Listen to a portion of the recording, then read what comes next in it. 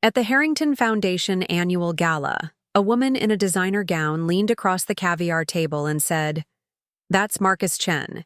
He's here on some diversity scholarship, the charity case." Her diamond earrings caught the light as she tilted, her head toward her companion, and added, "My husband says he's from that subsidized housing complex near the industrial district." I was standing just 3 feet away, champagne flute in hand, wearing the only suit I owned. They didn't lower their voices. They didn't check to see if I could hear. They just continued dissecting my presence like I was a curious specimen that had somehow infiltrated their natural habitat. Before we jump back in, tell us where you're tuning in from, and if this story touches you, make sure you're subscribed, because tomorrow I've saved something extra special for you. Preparing and narrating this story took us a lot of time, so if you are enjoying it, subscribe to our channel. It means a lot to us. Now back to the story. I wanted to speak. I wanted to correct them. But the words caught in my throat as I felt the weight of dozens of eyes tracking my movements through the room. These weren't just wealthy people. They were influential trustees of the very foundation I'd spent years trying to secure funding from. One wrong move, one emotional outburst, and my entire community project could lose its chance. So I smiled, politely, nodded at no one in particular, and moved to a quieter corner of the ballroom, my hands trembling slightly against the crystal stem of my glass. The woman's name was Victoria Harrington, heiress to the Harrington media empire and current chairwoman of the foundation's board. Her husband, Gregory, stood nearby, holding court with several business executives, his booming laugh punctuating the elegant string quartet's melody. The Harringtons had been the faces of philanthropy in Westbrook for 3 generations. Their family name adorned hospitals, university buildings, and now this very venue, the Harrington Grand Pavilion, where the city's elite gathered annually to congratulate themselves on their charitable contributions. I'd spent months preparing for this night, rehearsing my pitch, memorizing faces and connections, studying the foundation's past giving patterns. My community center project needed their final approval for funding, and tonight was my chance to make personal connections that could tip the scales in our favor. But now, standing alone by a marble column, I felt like an imposter. The bespoke suits, the casual mentions of summer homes, the shared jokes about exclusive clubs, it all confirmed what Victoria had whispered. I didn't belong here. My phone vibrated in my pocket. A text from my grandmother. "How's it going? Are they impressed?" Yet, I couldn't bring myself to respond. How could I tell her that in this room full of people who controlled millions in charitable donations, I was just the diversity scholarship recipient, the token presence that checked some inclusion box on their event planning spreadsheet? I slipped my phone back into my pocket and took a deep breath. Just as I was contemplating a discreet exit, the crowd's murmur changed. Heads turned toward the grand entrance where an elegant older woman had appeared. She walked with a silver-tipped cane, her silver hair styled in a simple but immaculate bob. Unlike the flashy displays around her, she wore a tailored black pantsuit with a single strand of pearls. No diamonds, no designer labels on display, yet the room's energy shifted immediately in her direction. "Who is that?" I whispered to a waiter refilling my water glass. "Ms. Eleanor Reed," he replied with a slight bow of his head. "The founder's sister. She rarely attends these functions anymore. Some kind of falling out with the current board years ago." Eleanor Reed moved through the crowd, acknowledging greetings with brief nods but stopping for no one. Her eyes scanned the room methodically until, to my complete surprise, they landed on me. She didn't smile. She didn't wave. She simply changed her trajectory and began walking directly toward my corner. Victoria Harrington intercepted her first, arms outstretched for an embrace that Eleanor neatly sidestepped. "Eleanor, what an unexpected pleasure. We weren't sure you'd received our invitation." "I receive everything sent to my address, Victoria," Eleanor replied, her voice crisp and measured. "I simply choose what merits a response."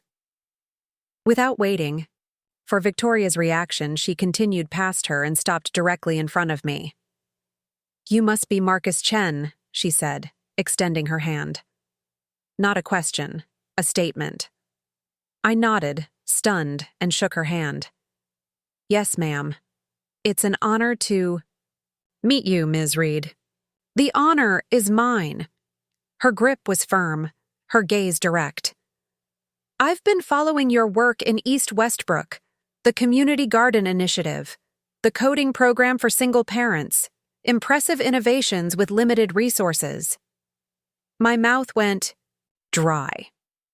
Eleanor Reed, the legendary philanthropist whose advocacy had shaped the Foundation's earliest and most impactful initiatives, knew my projects by name. "Thank you," I managed. "That means a great deal coming from you."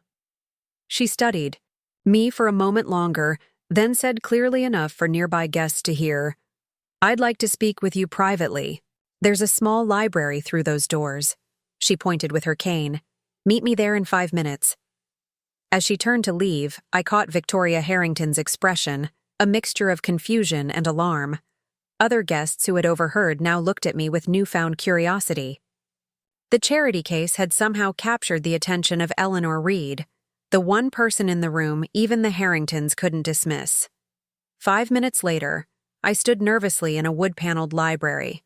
Floor-to-ceiling bookshelves lined the walls, and a large desk occupied one corner. Eleanor was already seated in a leather armchair, her cane resting against its arm. "Sit," she said, gesturing to the chair opposite her.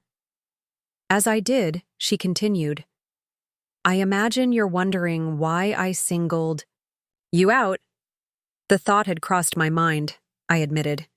A hint of a smile crossed her face, the first I'd seen. "I don't normally attend these galas anymore. Too much self-congratulation, too little actual purpose. But when I saw your name on the guest list, I made an exception. Your grant proposal crossed my desk last month." I blinked in surprise. "My proposal? But I submitted that to the Foundation's General Review Committee." "I still review select applications. Yours caught my attention." She leaned forward slightly. "You're proposing something the Harrington Foundation hasn't funded before, a hybrid business incubator and community resource center in East Westbrook, a project designed by the community it serves, not imposed upon it. That's rare." "It's what the neighborhood actually needs," I said. "I grew up there. I've watched well-meaning organizations come in with pre-packaged solutions that fall apart within a year because they never bothered asking residents what would actually help." Eleanor nodded. "And that's precisely why I wanted to meet you. The Foundation has become cautious in recent years, more concerned with maintaining its image than making meaningful impact." She glanced toward the closed door, beyond which the gala continued. "Victoria and her crowd prefer safe, photogenic charity, food drives, scholarship galas, hospital wings with donor names prominently displayed." I remained silent, uncertain where this conversation was heading. "Tell me about yourself, Marcus," she said, changing direction abruptly. "Not what's in your proposal or your Foundation application. Tell me why you're really here, enduring Victoria's barely veiled condescension and standing alone by marble columns." For a moment, I considered giving her the polished elevator pitch I'd rehearsed for tonight. My credentials, my vision, my carefully chosen buzzwords that would resonate with philanthropic trends. But something in her direct gaze made me opt for the truth instead. "I'm here because East Westbrook raised me," I said simply. "My grandmother cleaned houses in this neighborhood for 40 years to put my mother through college. My mother worked double shifts as a nurse to give me opportunities. When I got a scholarship to Westbrook University, I promised myself I'd come back and create the resources I wish we'd had." I paused, then continued. 3 years ago, I started with just a vacant lot and a community garden. Now we have after-school programs, job training, and a small business cooperative. But we're at capacity in our current space. This grant would let us renovate the old Parkside factory, create something permanent that the community actually owns. Eleanor listened without interruption. When I finished, she remained silent for several moments. "The Parkside factory," she finally said. "I know it well. My father's first business started there in 1942. Yes, ma'am. Before Harrington Media became what it is today." She raised an eyebrow. "You've done your research. I believe in knowing the history of spaces. That building was once the economic heart of East Westbrook. It could be again, just in a different way." Eleanor rose from her chair with the aid of her cane. "Walk with me, Mr. Chen. I'd like to show you something." She led me to the far wall of the library and pointed to a framed black and white photograph I hadn't noticed before. It showed a young woman standing in front of the very pavilion where tonight's gala was being held, but the building looked newer, less ornate in the photograph. "That's me, 1972, Eleanor said. "The year I convinced the foundation to purchase this property." "You convinced them?" I asked. "I did more than that," she said with the faintest smile. "I bought it myself and donated it to the foundation on one condition: that it would serve as both headquarters and event space, keeping the administration connected to the community it served." She sighed. "A condition that has become increasingly symbolic rather than practical over the years." She turned to face me directly. "The current board, including the Harringtons, has forgotten something essential about philanthropy, Mr. Chen. True charity isn't about being seen giving. It's about empowering others to the point where your charity becomes unnecessary." The library door opened, and Victoria Harrington appeared, her practiced smile faltering slightly when she saw us standing close together by the photographs. "Eleanor, you're missing the presentation," she said. "Gregory is about to announce this year's major initiatives." "How opportune," Eleanor replied. "We were just discussing one of those initiatives, weren't we, Marcus?" I nodded, though we'd been discussing nothing of the sort. "Marcus has an excellent proposal for East Westbrook," Eleanor continued. "I'm surprised it wasn't included in tonight's announcements." Victoria's smile tightened. "The committee is still reviewing several applications for that particular area. We have concerns about sustainability and local buy-in."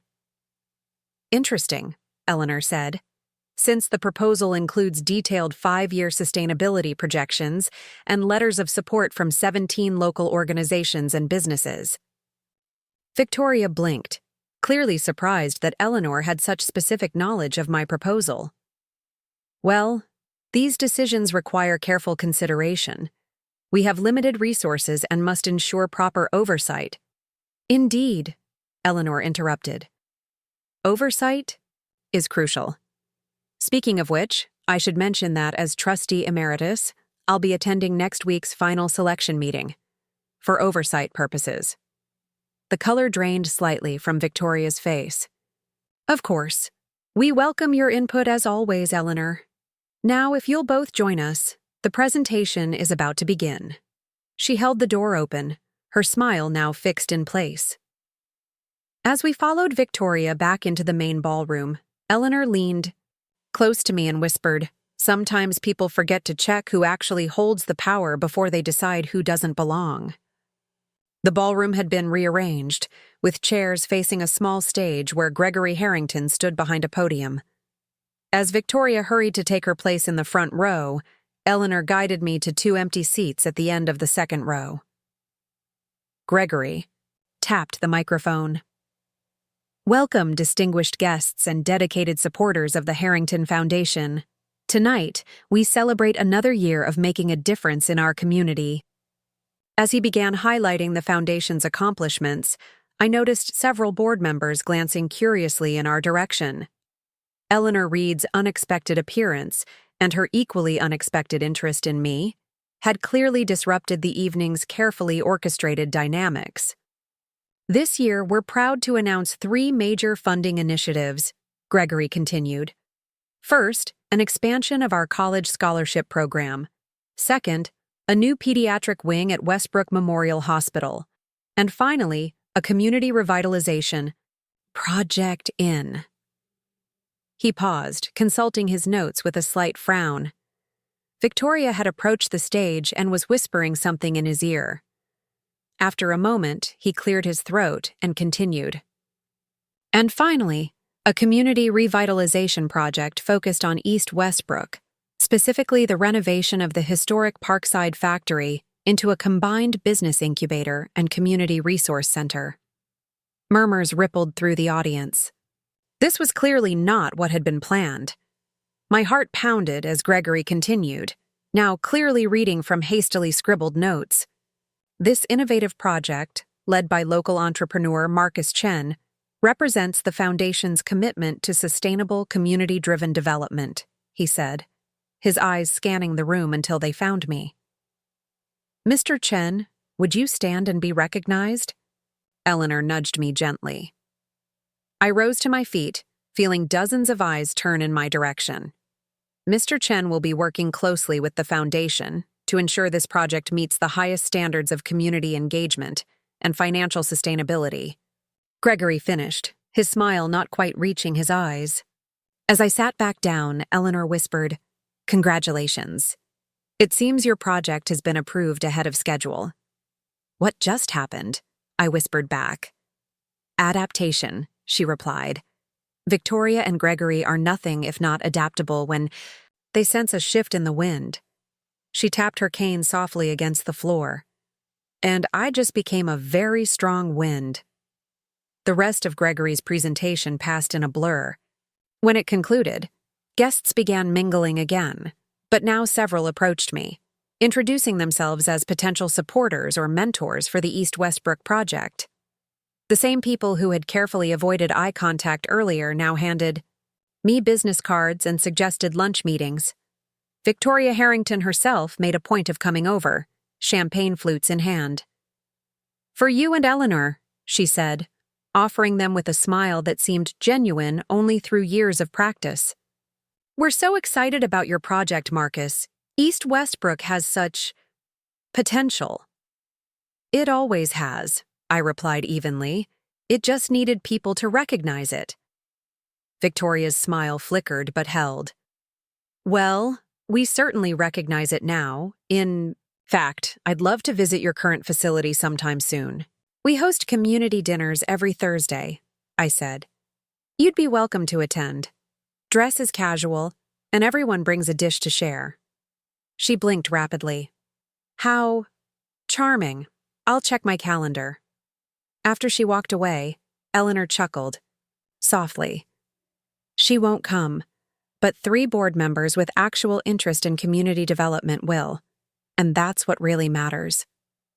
As the evening wound down, Eleanor insisted her driver take me home. Standing outside the grand pavilion waiting for her car, I finally asked the question that had been burning in my mind all evening. So before answering any emails or returning any calls, I drove to her small apartment and sat at her worn kitchen table while she made scallion pancakes and strong tea. I told her everything about the previous night, Victoria's comments, Eleanor's unexpected championship, the sudden announcement of our funding. She listened quietly, her weathered hands folding pancakes with practiced precision. When I finished, she nodded once and said, "Ms. Reed, smart woman. She see what you really worth." She placed a steaming plate in front of me. "But you be careful. Rich people give with one hand, take with other hand. Make sure your name on everything, not just theirs." My grandmother had cleaned the homes of people like the Harringtons for decades. She'd overheard their private conversations, seen how they treated those they considered beneath them, witnessed promises made and broken once they no longer served a purpose. Her warning wasn't cynicism. It was wisdom earned through observation. "I'll be careful," I promised, reaching for the sriracha sauce she always kept on the table for me. "The agreement will have clear terms about community control." She patted my hand. "Good boy, smart boy."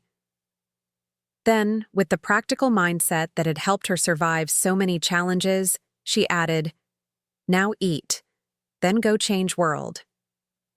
After breakfast, I drove to our current community center, a converted convenience store with mismatched furniture and walls brightened by local artists.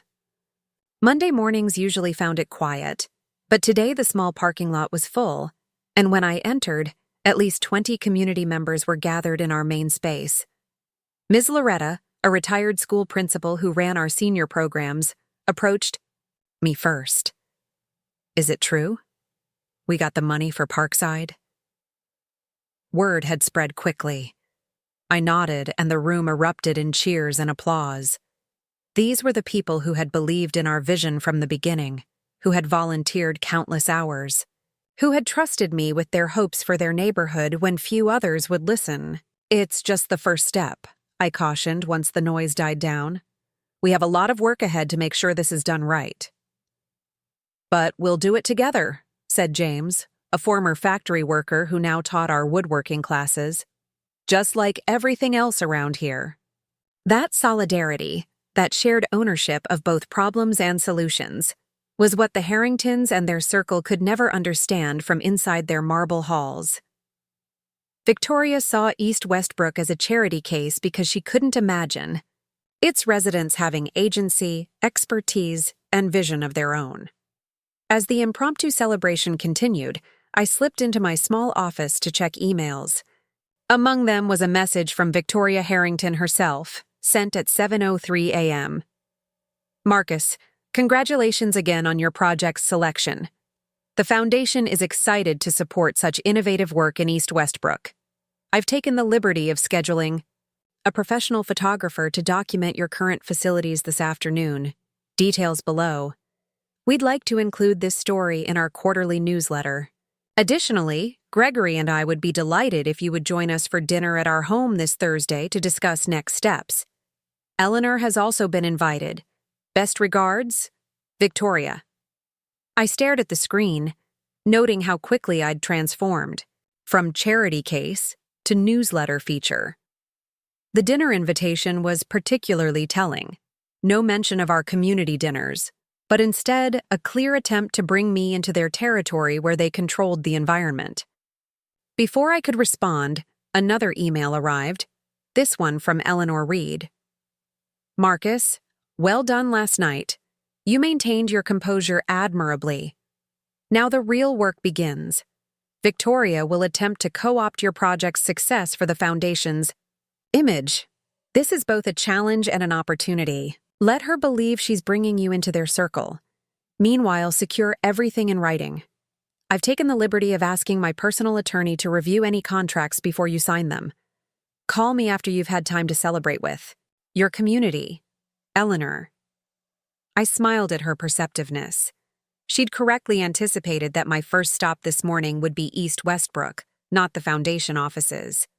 As I began drafting responses to both women, my phone rang. It was my mother, calling from the hospital where she'd just finished her night shift. "I saw the news online," she said, her voice tired but excited. "The Parkside project got approved. Why didn't you call me?" "It happened late, Mom. I didn't want to disturb you at work." "Disturb me with the best news of the year." Silly boy. I could hear her smiling through the phone. "I'm so proud of you, Marcus. Your father would be too." My father had been another East Westbrook story, a talented architect who'd never gotten the opportunities his abilities deserved, who died of a treatable health condition because he couldn't afford proper insurance. His drawings of what the neighborhood could become had inspired my own vision for Parkside. "Thanks, Mom." I swallowed past the sudden tightness in my throat. "Get some rest, okay? I'll come by later with dinner and tell you everything." After we hung up, I turned to the window overlooking the street where I'd grown up. The bodega, where we'd bought groceries when money was tight. The bench where I'd studied when our apartment was too hot in summer.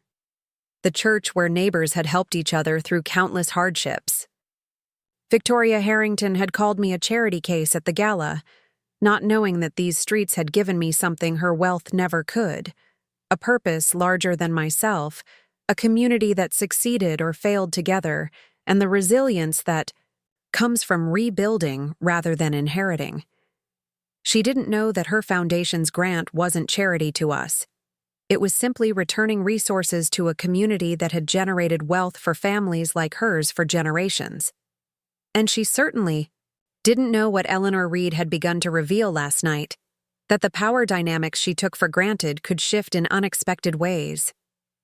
I turned back to my computer and began typing responses. First to Victoria, accepting both the photographer visit and the dinner invitation. Then to Eleanor, thanking her for her support and legal assistance. Both emails were cordial, professional, and revealed nothing of my deeper thoughts. The real revelation about who truly held power in this story would unfold gradually over the coming months, beginning with Thursday's dinner at the Harrington estate. But that part of the story, with all its unexpected turns and illuminating confrontations, was still to come. Thursday evening arrived with unexpected nervousness. I stood in front of my bathroom mirror, adjusting a tie I rarely wore, wondering if I was preparing for a diplomatic dinner or walking into an elegant trap. The invitation to the Harrington estate wasn't just a social courtesy.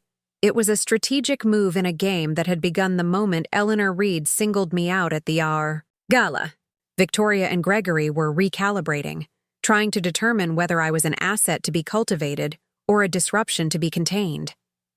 And I was still trying to understand exactly what role Eleanor intended me to play in her own agenda. My phone chimed with a text from Dante, my childhood friend who now ran our community center's youth programs. Boss man off to hobnob with the aristocracy. Why me? Why my project? You must see dozens of proposals every month. Eleanor looked up at the building's facade, the Harrington name prominently illuminated above the entrance. Because you remind me of myself, she said simply. Determined? Prepared and unwilling to accept that your community deserves less than others, but mostly because your proposal was genuinely excellent. She turned to me. The foundation wasn't created to fund galas and vanity projects.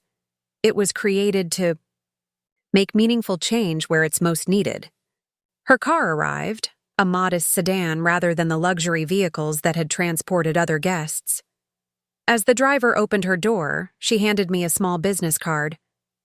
"My private number," she said. "You'll face obstacles with this project, despite tonight's announcement. Call me when you do." "Thank you," I said, still somewhat dazed by the evening's turn of events. "For everything." She fixed me with that direct gaze once more. "Don't thank me yet, Marcus. The real work begins tomorrow. Victoria called you the charity case tonight, but by the time your project is complete, she'll be asking for your approval. On hers." With a nod, she slipped into the car and was gone. I stood there for a long moment, watching the taillights disappear down the winding driveway. My phone buzzed again. Another text from my grandmother. "Well, how did it go?" This time, I smiled as I typed back, "Better than I could have imagined. Our project got approved. I'll tell you everything tomorrow." I pocketed my phone and looked back at the Harrington Grand Pavilion, where workers were already beginning to clear away the evening's celebration. Victoria's words echoed in my mind. The charity case, alongside Eleanor's parting statement. I hadn't revealed who really owned the venue tonight. That revelation would come later, in ways neither Victoria nor I could fully anticipate. Tonight was just the beginning. But for the first time since I'd arrived at the gala, I felt something shift inside me. Not just hope for my project's success, but a deeper understanding of the game being played in these marble halls, and my newfound power to change its rules. My name is Marcus Chen. I grew up in a 2-bedroom apartment in East Westbrook with my mother and grandmother. We lived above a laundromat that filled our home with the constant hum of dryers and the sweet smell of fabric softener. My grandmother, Maylene Chen, came to Westbrook from Taiwan in 1975 with nothing but a small suitcase and fierce determination. She found work cleaning homes in the affluent neighborhoods across town, the same neighborhoods where many of tonight's gala attendees lived. My mother, Grace, worked night shifts as an ER nurse at County Hospital, the underfunded public facility that served most of East Westbrook's residents. While the Harringtons and their peers donated millions to the gleaming private Westbrook Memorial Hospital, my mother treated gunshot wounds, overdoses, and preventable illnesses that flourished in poverty. She'd come home exhausted at dawn, sleep a few hours, then help at my school or volunteer at our church's food pantry before heading back for another 12-hour shift. These women taught me that true wealth isn't measured in bank accounts, but in how you serve others. They also taught me that systems don't change unless someone forces them to. I was the first in my family to attend college, earning a full scholarship to Westbrook University. While my classmates worried about Greek life and spring break destinations, I worked part-time jobs and studied economic development theories that might help communities like mine. My senior thesis on cooperative business, Models in Urban Renewal, won an award that no one from my neighborhood had ever received. After graduation, I had offers from consulting firms and banks, opportunities to leave East Westbrook behind and join the very class of people who filled tonight's gala. My mother urged me to take them. "We didn't work this hard for you to stay here," she'd said, but I couldn't leave. Not when I saw the vacant lots where businesses had once thrived. Not when I watched kids with brilliant minds have nowhere to go after school except empty apartments or street corners. Not when I knew that the money to change these conditions existed within our city. It just rarely crossed the invisible line dividing East Westbrook from the rest of town. So I started small. I convinced the owner of an abandoned lot to let me turn it into a community garden. I recruited neighbors, seniors with farming knowledge from their home countries, teenagers needing service hours, parents wanting fresh vegetables they couldn't afford at stores. We grew food, but more importantly, we grew relationships. Next came the after-school program, operating out of our church basement. I pulled in college friends to teach coding, art, and financial literacy. When the program outgrew the space, we expanded to the vacant storefront next door. Then came the small business cooperative, where neighborhood entrepreneurs shared resources, expertise, and space. All of this we built with micro grants, crowdfunding, and sweat equity. But to truly transform East Westbrook, we needed the kind of capital that only organizations like the Harrington Foundation could provide. Hence my presence at tonight's gala, standing alone by marble columns while Victoria dismissed me as the charity case. What Victoria didn't know, what no one in that room except Eleanor Reed seemed to know, was that I'd spent the past 3 years meticulously documenting the impact of our work. Every dollar generated in the community, every child who improved academically, every new job created, every resident who gained new skills. My grant proposal wasn't built on promises and potential. It was built on proven results and community trust. The Parkside factory renovation wasn't just another project. It was the culmination of a vision that began in my grandmother's stories about what East Westbrook had once been, a thriving community where people owned businesses, knew their neighbors, and saw their children succeed without having to leave.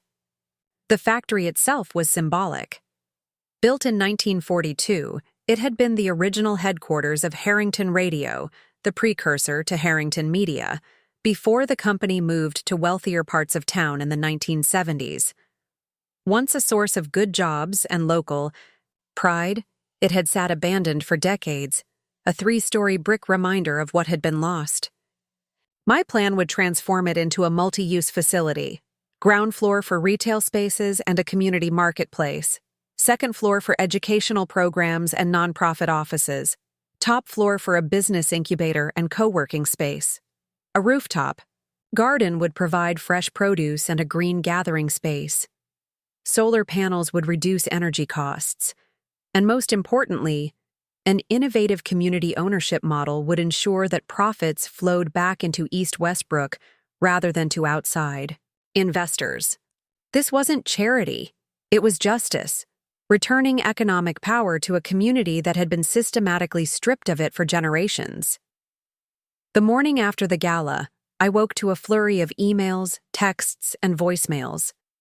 Board members wanting to schedule site visits, local news outlets requesting interviews about the newly announced project, community leaders congratulating me on securing the foundation's support. But the message that meant the most came from my grandmother.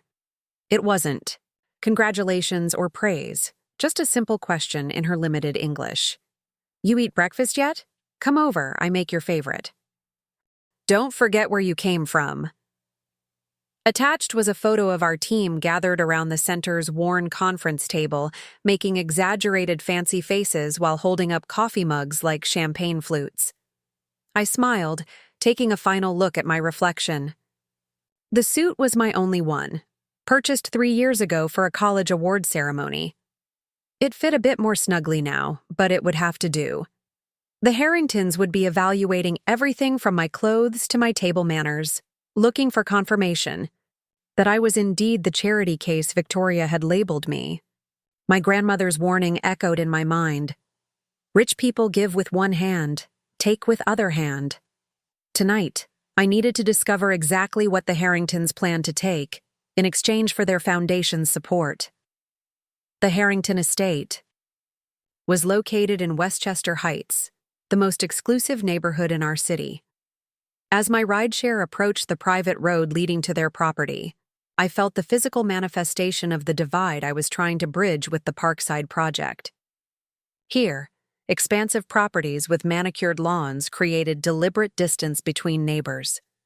In East Westbrook, our homes pressed together by necessity, our lives intertwined whether we chose it or not. The driver whistled as we passed through. Ornate iron gates. "Never been back here before? They check your bank account before they let you in?" "Something like that," I replied, studying the estate through the window. The house itself was a sprawling colonial revival, white columns flanking a grand entrance, windows glowing with warm light against the evening sky. 3 luxury vehicles sat in the circular driveway: a Mercedes sedan, a Range Rover, and a vintage Jaguar that probably cost more than 5 years of my community center's operating budget. I paid the driver and approached the front door, passing a discreet plaque that read, "Harrington Haven, Esther 1952. Before I could ring the bell, the door opened to reveal a uniformed staff member. "Mr. Chen," he said with a nod, "the Harringtons are expecting you. May I take your coat?" I followed him through an entryway larger than my entire apartment, walls adorned with oil paintings of landscapes and stern-looking ancestors. The air smelled of fresh flowers and some subtle, expensive fragrance I couldn't name. Voices led me to a sunken living room where Victoria and Gregory stood near a fireplace, crystal glasses in hand. Eleanor Reed was already seated in an armchair, her cane propped against a side table. "Marcus!" Victoria exclaimed with practiced warmth. "How wonderful you could join us." She air-kissed near both my cheeks, enveloping me in a cloud of perfume.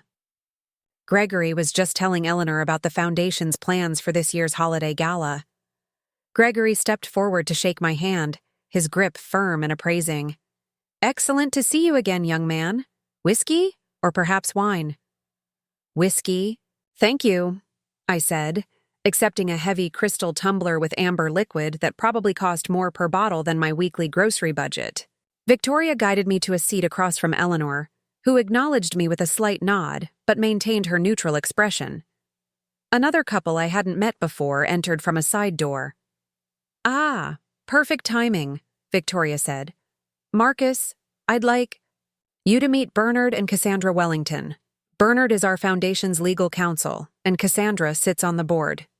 Bernard, a silver-haired man with the confident posture of someone who had never worried about money in his life, gave me a practiced smile. "The East Westbrook project, yes, quite innovative. We're all very interested in your approach." His tone carried a hint of skepticism that matched his wife's appraising gaze as she looked me over. The message was clear. "You may have Eleanor's backing, but we're not yet convinced." "Dinner is served," announced the staff member from the doorway. We moved to a formal dining room dominated by a mahogany table that could easily seat 20. Crystal chandeliers cast warm light over place settings that included more silverware than I had in my entire kitchen drawer. I glanced at Eleanor, who caught my eye with an almost imperceptible smile before taking her seat across from me. "Marcus," Victoria said as servers silently appeared with the first course.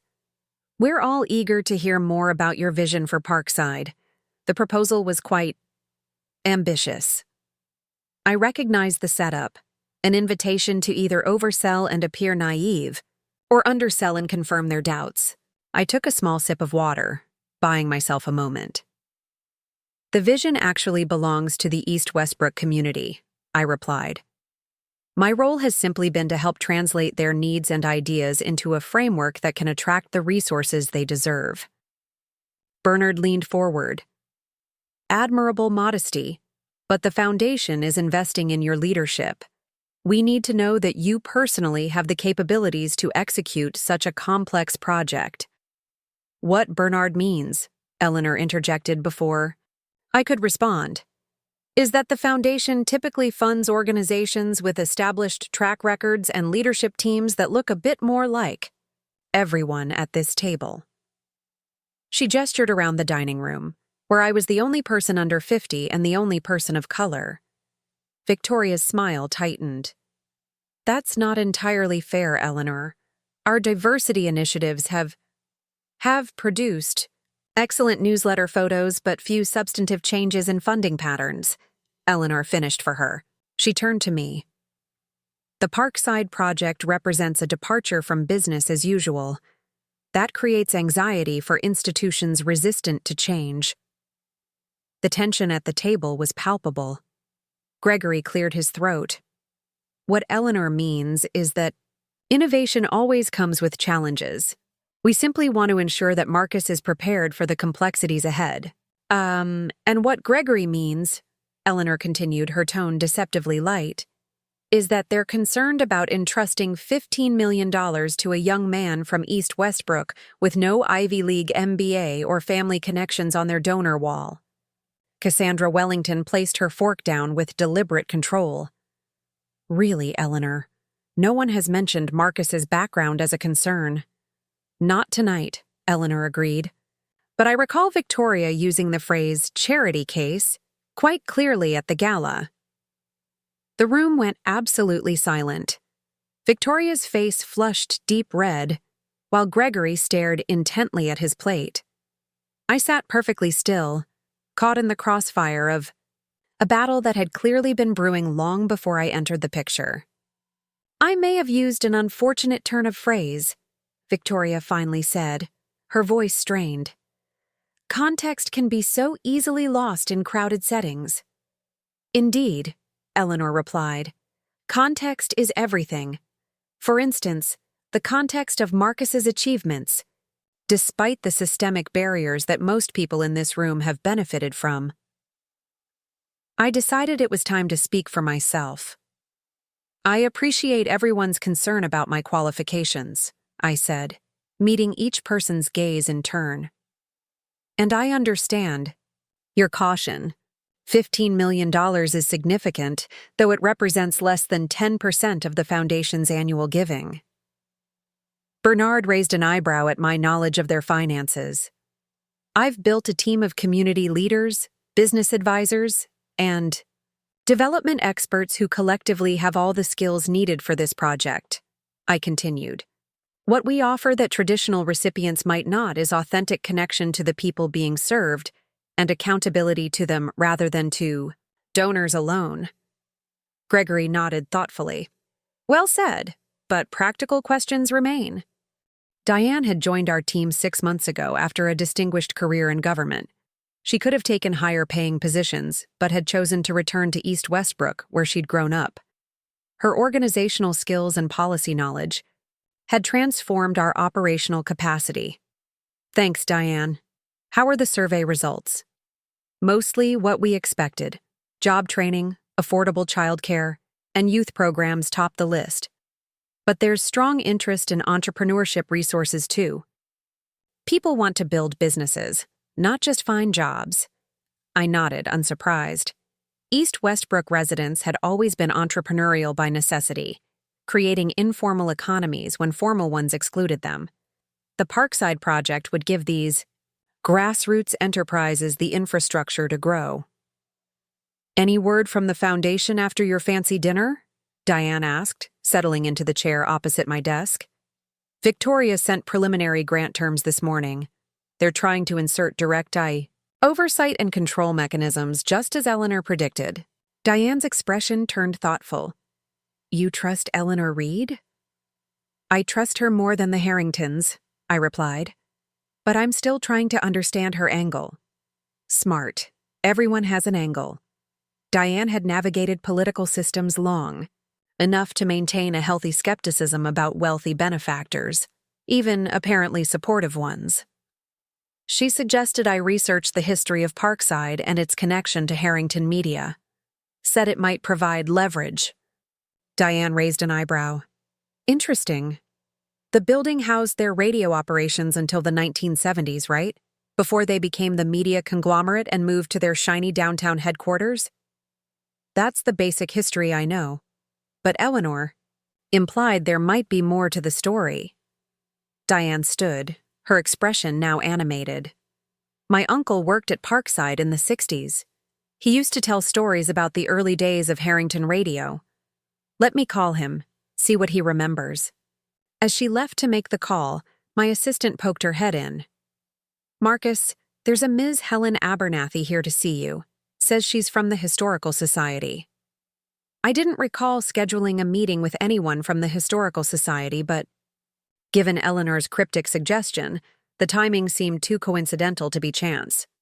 Helen Abernathy proved to be a petite woman in her 70s with silver-framed glasses and the energetic presence of someone half her age. She carried a worn leather satchel and declined my offer of coffee with a wave of her hand. "Eleanor Reed asked me to stop by," she said without preamble. "Said you're renovating Parkside and might benefit from some historical context." "That's right," I replied, gesturing for her to take a seat. "We've secured funding to transform it into a community and business center." She nodded, pulling folders from her satchel. "Eleanor mentioned the Harrington Foundation is involved. That's rather ironic, given the circumstances of the property transfer." "What circumstances?" I asked. My interest immediately piqued. Helen adjusted her glasses. "How familiar are you with the history of East Westbrook's industrial district?" "I know it was once the economic center of the city.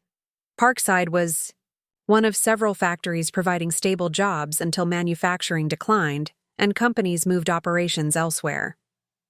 "That's the simplified version most people know," she agreed. "But there's more to Parkside specifically." She opened a folder containing black and white photographs of the building in its prime. Parkside wasn't just any Harrington facility. It was where Walter Harrington, Gregory's grandfather, built his first radio manufacturing plant in 42. She passed me a photo showing workers assembling radio sets on a production line. The workforce was primarily people of color and immigrants, groups that couldn't get hired elsewhere despite labor shortages during World War II. I studied the faces in the photograph, struck by how they resembled the diverse community that still characterized East Westbrook. Walter Harrington had progressive views for his time, Helen continued.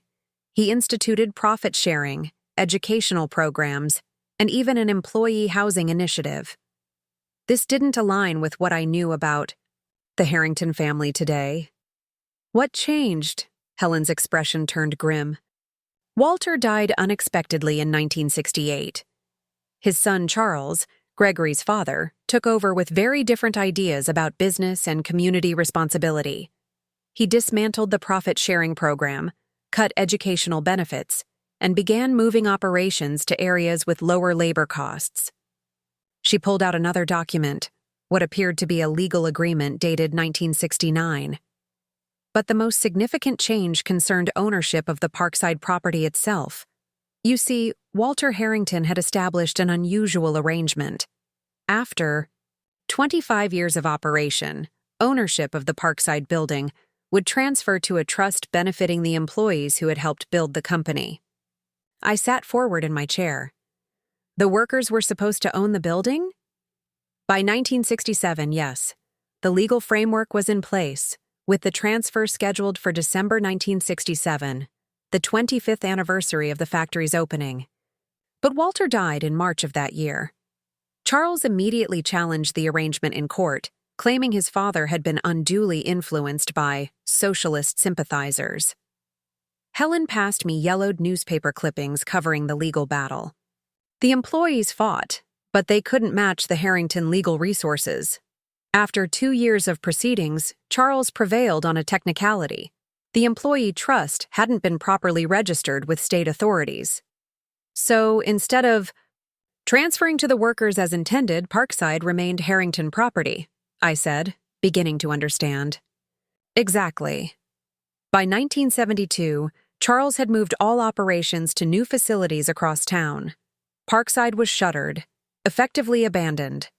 Hundreds of East Westbrook residents lost their livelihoods, and the neighborhood began its economic decline.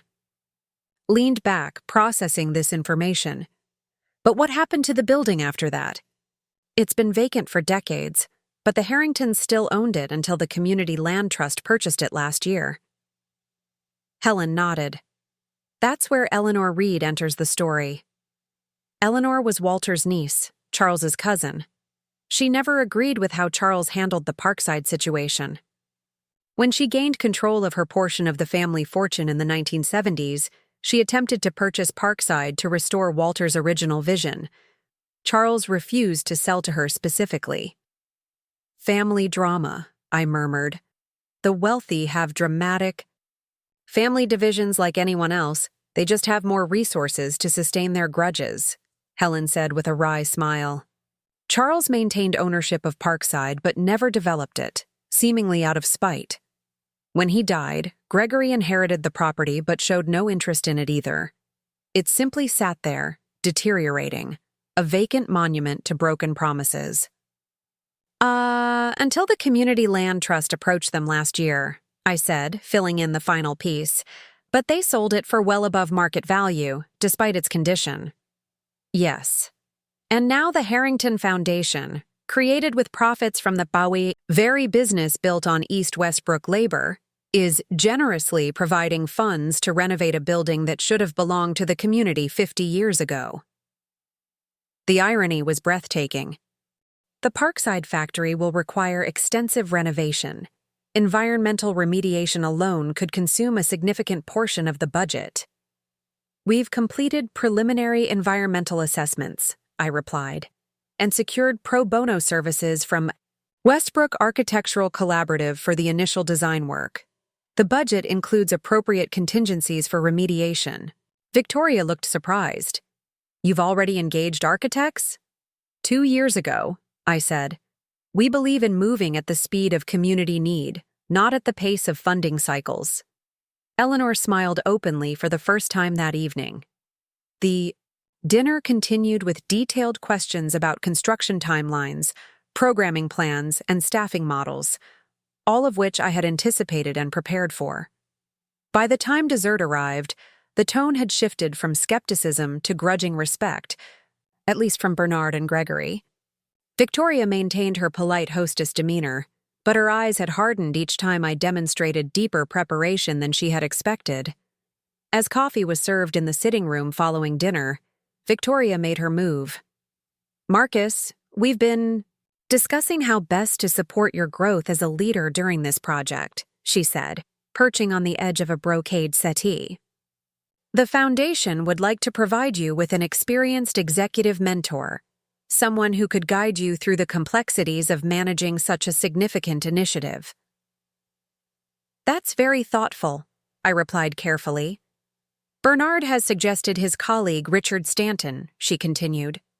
He has decades of experience in urban development and sits on several corporate boards. Eleanor tapped her cane once against the floor. Richard Stanton of Westbrook Development Group, the same company that attempted to purchase the Parkside factory last year for a luxury condominium project? Victoria's smile didn't waver. Richard has diverse business interests, but his expertise would be invaluable. I understood immediately what was happening. They were offering resources with one hand while attempting to insert control with the other, exactly as my grandmother had warned. A Stanton mentorship would give them a direct channel to influence, delay, or reshape our project from within. I appreciate the offer, I said. Mentorship is indeed valuable. In fact, I've already been fortunate to secure guidance from several experienced advisors, including Eleanor. Victoria's composure slipped for a fraction of a second. Eleanor? I wasn't aware you had established a formal advisory relationship. Nothing formal, Eleanor said, sipping her coffee. Just the natural interest of someone who recognizes potential when she sees it. Gregory leaned forward. Marcus, while Eleanor's insight is certainly valuable, the Foundation's support typically includes structured oversight. It protects both parties, ensures accountability. I completely agree on accountability, I interrupted politely. The Community Oversight Committee detailed in our proposal includes representatives from local businesses, residents, and yes, the Foundation. Transparency is central to our model. Bernard Wellington cleared his throat. That's not quite the same as having experienced executive guidance. Our leadership team includes Diane Rodriguez, who previously directed urban initiatives for the State Economic Development Office, I countered. And James Washington, who managed capital projects for Westbrook University for 15 years before retiring to East Westbrook. We've built a team that combines professional expertise with community knowledge. Victoria's expression had cooled considerably. We'll need to review these team members' qualifications as part of our due diligence. Of course, I replied. Their resumes were included in Appendix C of our proposal. Eleanor made a small sound that might have been a suppressed laugh. The evening concluded shortly after, with Victoria promising to have the Foundation's legal team draft a formal agreement for review. As we gathered in the foyer, Eleanor announced that her driver would take me home, cutting off Victoria's offer to call me a car service. In the back seat of Eleanor's sedan, I finally exhaled fully for the first time in hours. You handled that remarkably well, Eleanor said, after instructing her driver on my address. Particularly the mentor trap. It wasn't subtle, I admitted. Richard Stanton tried to convince our community council to sell Parkside last year. He called it an eyesore that was dragging down potential development. Eleanor nodded. Victoria has never mastered the art of the elegant manipulation. She prefers blunt instruments. I turned to study her profile in the dim car interior. May I ask you something directly? I would expect nothing less. What's your actual interest in my project, and in using it to challenge the current Foundation leadership? She was silent for a long moment. Do you know the original mission statement of the Harrington Foundation, Marcus? I shook my head. To foster self-determination and economic vitality in communities overlooked by traditional investment, she quoted. My father wrote those words in this city in 1945 when he established the foundation. He had built his radio business from nothing and believed deeply that talent and ambition existed everywhere, but opportunity did not. She turned to face me fully. Over the decades, as the company grew into a media empire and the family accumulated wealth, that mission became inconvenient. Self-determination doesn't create naming opportunities or photo ops. It doesn't maintain the social hierarchy that families like the Harringtons have come to depend on. So this is about preserving your father's legacy? It's about justice, she replied simply. The Foundation's resources came largely from profits generated in communities like East Westbrook. Those resources should return there, not merely as charity, but as rightful reinvestment. She paused as the car turned onto my street in East Westbrook, the contrast with Westchester Heights impossible to ignore. Apartment buildings with security bars on lower windows, corner stores still open late, groups of young people gathered on stoops. My interest in your project, Marcus, is that it embodies what the Foundation was meant to do. empower communities to determine their own futures. My interest in you is that you understand the difference between charity and justice. The car stopped in front of my modest apartment building. Before I could open the door, Eleanor placed a hand on my arm. Victoria will attempt to control Parkside through the grant agreement. The language will be subtle, reporting requirements that create dependency, approval processes that limit autonomy, publicity rights that center the foundation rather than the community. What should I do? Use my attorney as I offered, but also dig deeper into the history of the Parkside factory and its relationship to Harrington Media. Sometimes the past provides leverage for the present. With that cryptic suggestion, she bid me good night. The next morning, I arrived at the community center earlier than usual, my mind still processing the dynamics of the previous night's dinner. I made coffee and settled at my desk to review emails, including a message from Victoria with preliminary terms for the grant agreement, already demonstrating exactly the kind of controlling language Eleanor had warned about. But my focus kept drifting to Eleanor's parting advice. What did she mean about digging into Parkside's history? What leverage could possibly exist in a building that had been abandoned for decades? A knock at my office door interrupted my thoughts. Diane Rodriguez, our operations director, entered with a stack of folders. "Morning, boss," she said, placing them on my desk. "Architectural plans for your review, updated construction estimates, and the community survey results about priority programming."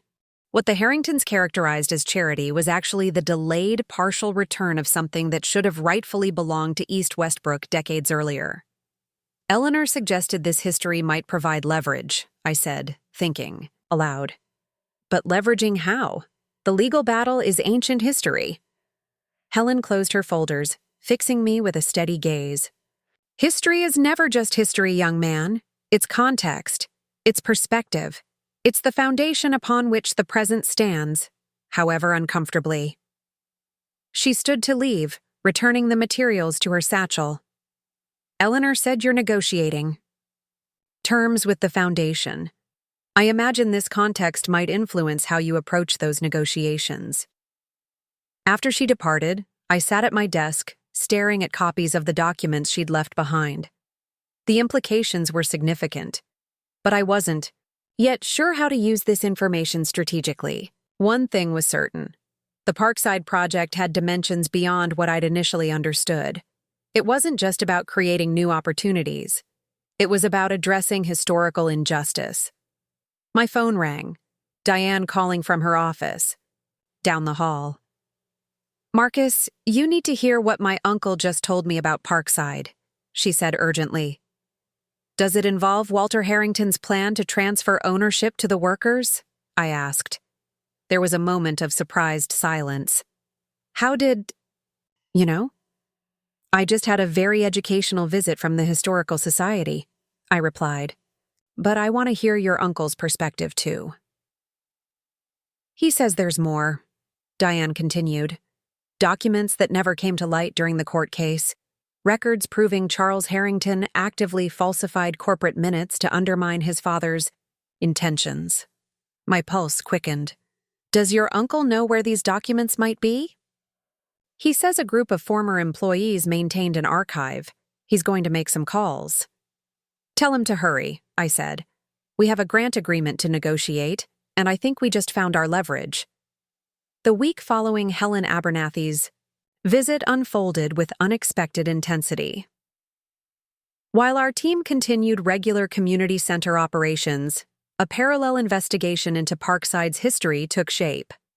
Diane's uncle, Hector Rodriguez, introduced us to a network of former Parkside employees, now elderly but sharp-minded men and women who had carried the weight of broken promises for 50 years. They gathered in our community center's meeting room, 6 of them, ranging in age from 72 to 91. As they settled into chairs around our worn conference table, I was struck by the reverence with which they studied the architectural renderings of the Parkside renovation pinned to our walls. "Never thought I'd see that old building come alive again," said Mae Johnson, who had worked in radio assembly at Parkside for 22 years. Walter would have been pleased. Hector, a spry 78-year-old with thick white hair, placed a cardboard box on the table. "This is what we managed to save," he said, removing the lid to reveal folders of yellowed papers, photographs, and what appeared to be journals. Not everything, but enough to tell the truth. For the next 3 hours, they shared not just documents, but stories, vivid, detailed accounts of working at Parkside during its prime. They described Walter Harrington not as a distant corporate figure, but as a regular presence on the factory floor, someone who knew workers by name and believed in their capacity to eventually run the business themselves. "He used to say industry without community is just machinery," recalled Frank Delaney, who had maintained equipment at the factory. "That's why he set up the ownership transfer, said we'd built the company as much as he had." From the box emerged the evidence we needed: internal memos, personal correspondence, and most significantly, a copy of the original trust agreement establishing the employee ownership plan, with Walter Harrington's distinctive signature clearly visible. But the most damning document was a personal journal kept by Walter's executive assistant, Catherine Bell, who had meticulously recorded the machinations that followed his death. She detailed meetings where Charles Harrington and his attorneys strategized ways to invalidate his father's wishes, including deliberate efforts to lose key documents and pressure regulatory officials. Catherine knew they'd fire her for keeping these records, May explained. She made copies of everything and gave them to us for safekeeping before they pushed her out. I handled the journal carefully, aware of its potential significance. Would Ms. Bell be willing to speak with us now? The group exchanged glances. Catherine passed away in 2010, Hector said, but she signed an affidavit before a notary in 1985, testifying to the authenticity of her records. It's in there too. By the end of our meeting, we had assembled a compelling narrative of corporate betrayal and community disenfranchisement, not just in emotional terms, but supported by contemporaneous documentation. Eleanor had been right. This history provided leverage, ethical if not strictly legal, in our negotiations with the Harrington Foundation. The question was how to use it effectively without derailing the project entirely. The next morning, I met with Eleanor at her request. Her driver collected me from the community center and transported me to a part of the city I rarely visited, the cultural district, where museums, performance venues, and exclusive galleries created an atmosphere of curated sophistication. The car stopped in front of a modernist building housing the Reed Gallery of Contemporary Art. A young woman in black awaited me at the entrance, introducing herself as Eleanor's assistant.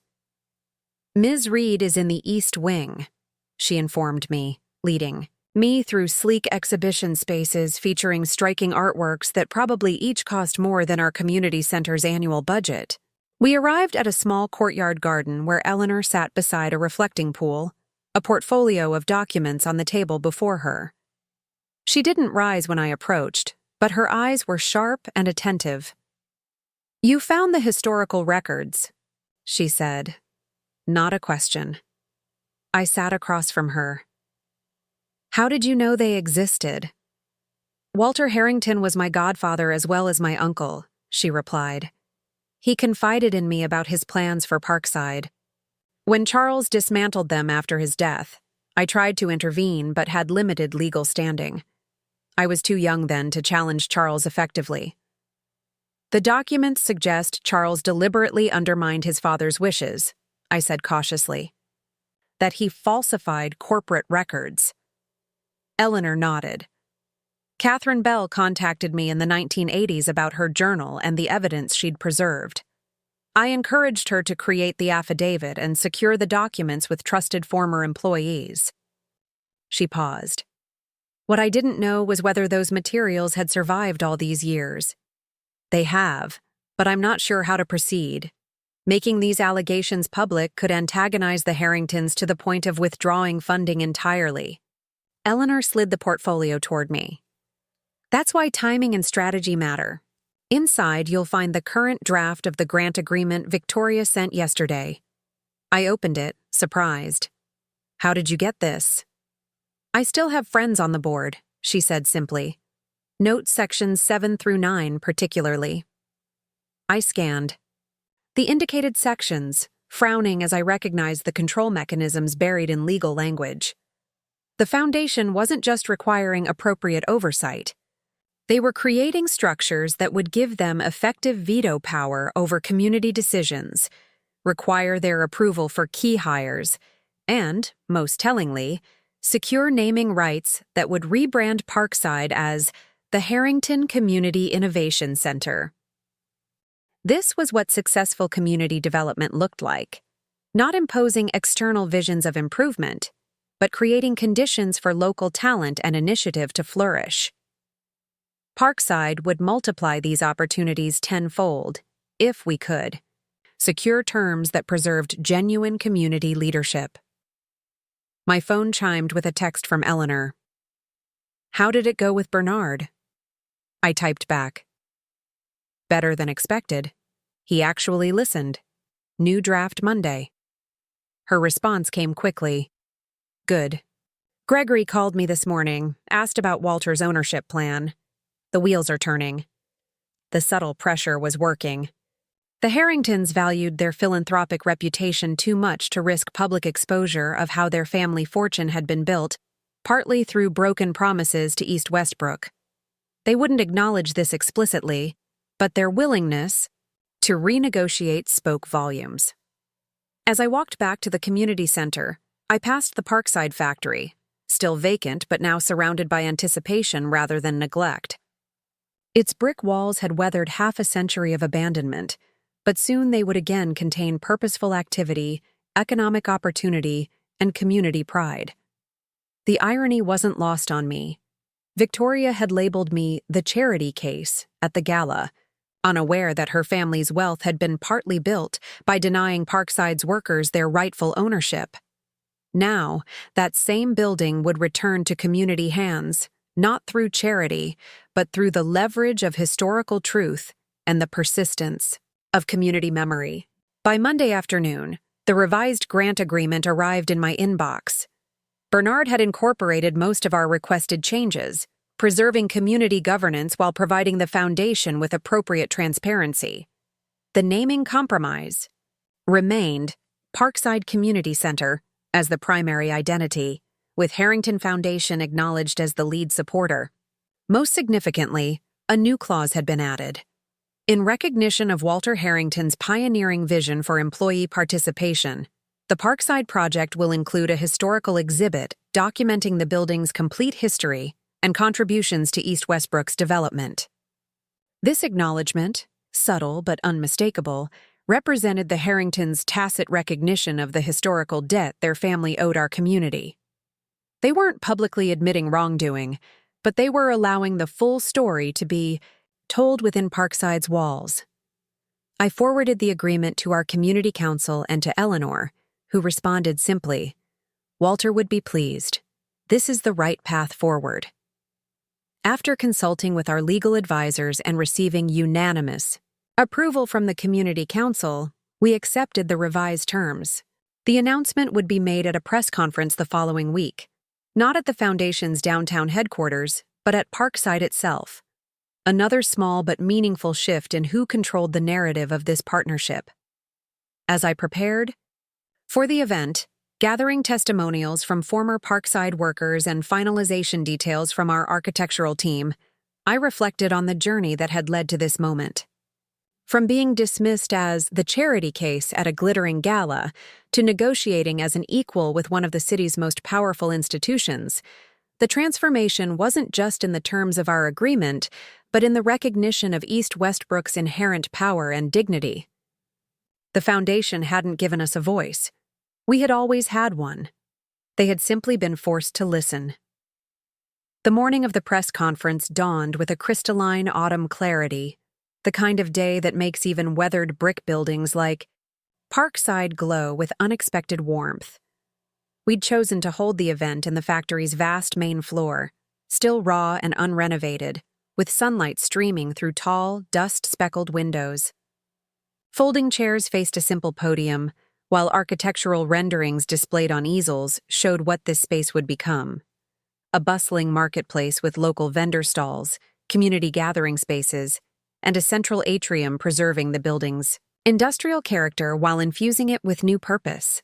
I arrived 2 hours early, walking the perimeter of the room, footsteps echoing in the emptiness soon to be filled with voices and activity.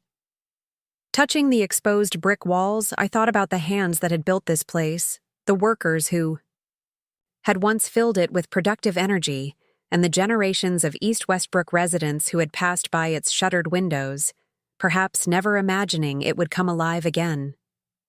My phone buzzed with a text from Diane. TV crews setting up outside. The Harrington contingent just pulled up in 3 black SUVs, game faces on. I smiled at her characteristic blend of humor and battle readiness. This wasn't just a press conference announcing a grant. It was the public culmination of a negotiation that had shifted power in subtle but significant ways. How we presented ourselves today would set the tone for the partnership moving forward. Outside, I found Gregory and Victoria Harrington surveying the building's exterior, with expressions that blended curiosity with barely concealed discomfort at being in East Westbrook. Bernard Wellington stood nearby, looking more at ease than his colleagues. Eleanor Reed had just arrived in her modest sedan, her driver helping her navigate the uneven pavement with her cane. "Marcus," Gregory called, extending his hand with practiced cordiality. "Quite a historic day for all of us." "Indeed," I replied, shaking his hand firmly. "We're grateful to be writing a new chapter in Parkside's story with the Foundation's support." Victoria's smile remained fixed as she glanced at the neighborhood surroundings. "The area has potential. I'm sure property values will respond positively to this investment." "The community has inherent value beyond real estate metrics," Eleanor interjected smoothly, joining our circle. "That's what Walter always understood about East Westbrook." Gregory's expression flickered at the mention of his grandfather. During our negotiations, he had never directly acknowledged the historical documents we'd uncovered, but Bernard had confirmed privately that Gregory had reviewed them. The revised agreement, with its provision for a historical exhibit, was the only indication that the family had reckoned with this aspect of their legacy. "Shall we proceed inside?" I suggested. "Community members are gathering, and we should begin on time." The main floor had transformed during my brief absence outside. Nearly 300 East Westbrook residents now filled the chairs, with more standing along the walls. Former Parkside workers occupied the front row, some wearing faded company, pins or caps from their employment days. Local business owners, families, students from neighborhood schools, and community organizers created a tapestry of faces reflecting the diverse, resilient character of East Westbrook. As the Harringtons entered, a respectful hush fell over the crowd. This wasn't the deferential silence of the Gala ballroom, but something more measured. Acknowledgement without submission, recognition without reverence. The program began with a welcome from Reverend Thomas, followed by a historical overview of Parkside from Ms. Johnson, one of the former workers. She spoke plainly about both the factory's importance to the community and its abandonment, stopping short of mentioning the broken ownership promise, but looking directly at Gregory as she described Walter Harrington's vision of worker participation. When my turn came to speak, I approached the podium conscious of the diverse expectations in the room. The Harringtons anticipated appropriate gratitude. The community wanted assurance of genuine control. The media sought a compelling narrative of urban renewal. "Today marks not a beginning, but a reconnection," I said, surveying the gathered faces. "Parkside has always belonged to East Westbrook, not just physically, but spiritually. For decades, its empty windows have represented disconnection between past and future, between promise and fulfillment, between resources and need." I gestured to the architectural renderings. What we're creating here isn't just a building renovation. It's an ecosystem of opportunity, where entrepreneurs can access affordable space to grow businesses, where young people can develop skills, where community members can gather for classes, meals, celebrations, and commerce. An ecosystem owned and governed by East Westbrook itself. I acknowledged the Foundation's contribution directly. The Harrington Foundation's investment makes this possible at a scale and timeline that truly serves community needs. Their willingness to support a community-led vision rather than imposing external solutions represents philanthropy at its best, as partnership rather than patronage.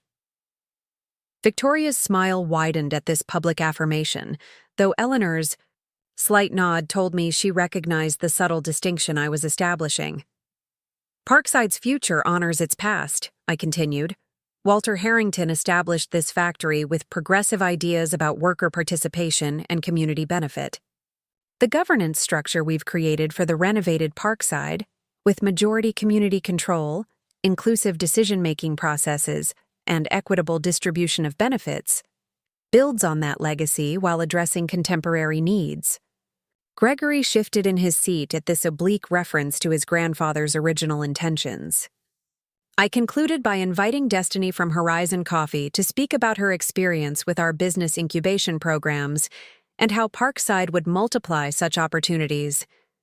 Her authentic passion and entrepreneurial success offered tangible proof of what community-led development could achieve, more compelling than any theory or promise I could articulate. When Gregory took the podium to represent the Foundation, his practiced public speaking was evident, but something in his delivery seemed more thoughtful than at previous Foundation events I'd observed. My grandfather often spoke about business as a vehicle for community prosperity, he said, departing from what I suspected were prepared remarks. In supporting the Parkside project, the Foundation reconnects with that aspect of our family legacy. We've been impressed by the community engagement model Marcus and his team have developed, and we believe it creates a sustainable framework for lasting impact. This acknowledgement, subtle but meaningful, suggested that our negotiations had prompted some genuine reflection within the Harrington family, not just strategic concessions. The formal program concluded with a symbolic key presentation, representing the transfer of resources needed to transform Parkside from concept to reality. Rather than Gregory simply handing me the key, we invited Mae Johnson, the eldest former Parkside worker present, to join us. Gregory gave the key to her, and she then passed it to me, a choreographed moment that honored the connection between past workers and future community ownership. As formal remarks concluded and attendees began mingling, examining architectural plans and sharing refreshments provided by neighborhood businesses, I found myself in a quiet corner with Eleanor Reed. "Well executed," she said, watching the interaction thoughtfully. The historical framing was particularly effective, acknowledging Walter's vision without explicitly mentioning Charles's betrayal. "Direct accusation wouldn't serve our purpose," I replied. "We need a working relationship with the Foundation going forward." Eleanor nodded. "Strategic restraint. The community gets what it needs without forcing the Harringtons into a public reckoning they would inevitably resist." She turned to face me directly. "You've managed a delicate balance, Marcus, leveraging historical truth for justice without weaponizing it for retribution. That balance was only possible because you provided context I wouldn't otherwise have had," I acknowledged. "Your connection to Walter and your understanding of the family dynamics gave us essential perspective." She tapped her cane gently against the floor. "I've waited 50 years to see Walter's vision for Parkside at least partially fulfilled. The community ownership model you've created isn't exactly what he envisioned, but it honors the core principle that those who create value should share in its benefits." Across the room, I noticed Victoria engaged in what appeared to be genuine conversation with Diane Rodriguez and several community council members. Gregory stood nearby, studying one of the architectural renderings with Bernard Wellington. The eye Carefully maintained social boundaries evident at the gala seemed slightly more permeable in this setting, where the Harringtons were visitors in East Westbrook rather than hosts on their own territory. "Will you remain involved as we move forward?" I asked Eleanor. "In a limited capacity," she replied. "My health doesn't permit the engagement I'd prefer, but I've established a separate fund to support programming within Parkside once it's operational, focused specifically on youth entrepreneurship and arts education." This was news to me. "You didn't mention this during our negotiations." It wasn't relevant to those discussions, and I preferred to make the contribution quietly, without the public recognition the Harringtons require. Her eyes crinkled slightly. Some philanthropy works better from the shadows. Before I could respond, Victoria approached us, her social smile firmly in place. "Eleanor, I didn't realize you were so familiar with East Westbrook. You seem to know everyone here." "I've maintained connections Walter established decades ago," Eleanor replied smoothly. "Community relationships were important to him." Victoria nodded, her expression revealing nothing of her thoughts on this implicit contrast with current Harrington priorities. "The press coverage is quite positive. Several reporters have approached me about feature stories on the Foundation's innovative approach to community partnership." She glanced at me. "You've positioned this project very skillfully, Marcus." "The project speaks for itself," replied. "We're just ensuring the narrative reflects the reality of community leadership."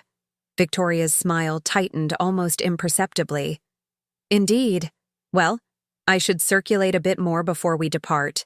Eleanor, we'll see you at the next board meeting?" "If my health permits," Eleanor replied noncommittally. After Victoria moved away, Eleanor chuckled softly. "She still hasn't figured out whether I'm an ally or adversary in this situation." "Aren't you both?" I suggested. "Perhaps, in any case, she's adapting to the new reality you've created. The Foundation needs this project to succeed as much as East Westbrook does now. Their reputation has become connected to its outcomes." Eleanor glanced toward the Harringtons. "That shared stake creates accountability more powerful than any contract clause."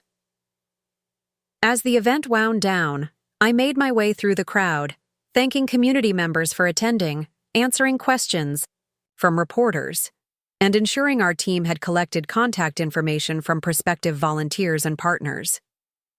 The energy in the room remained vibrant, a palpable sense of possibility that contrasted sharply with the abandoned emptiness I'd encountered when first arriving that morning. Near the main entrance, I found my grandmother waiting patiently. From abandoned factory to vibrant community-owned center represented a fundamental shift in whose voices shaped the narrative, whose hands guided the resources, and whose vision determined the future.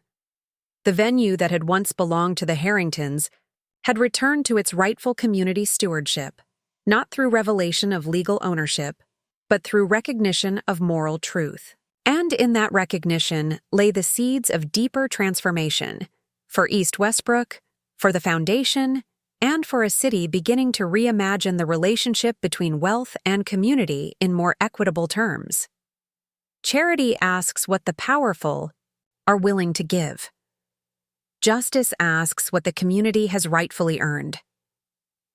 At Parkside, we had shifted the conversation from the first question to the second, and in doing so, had begun to rewrite the story of what development could mean, when those most affected by it held genuine authority to define its terms. As evening fell and lights came on throughout the building below, illuminating spaces where lives were being transformed through opportunity rather than aid, I thought about Victoria's dismissive words at the gala and smiled at how thoroughly they had been disproven, not through argument but through action, not through rejection but through strategic engagement that changed the terms of relationship itself. The charity case had revealed who really owned not just the venue, but the vision for what it could become. And in that revelation lay a model for communities everywhere, seeking not handouts, but the recognition of their inherent worth, wisdom, and right to self-determination.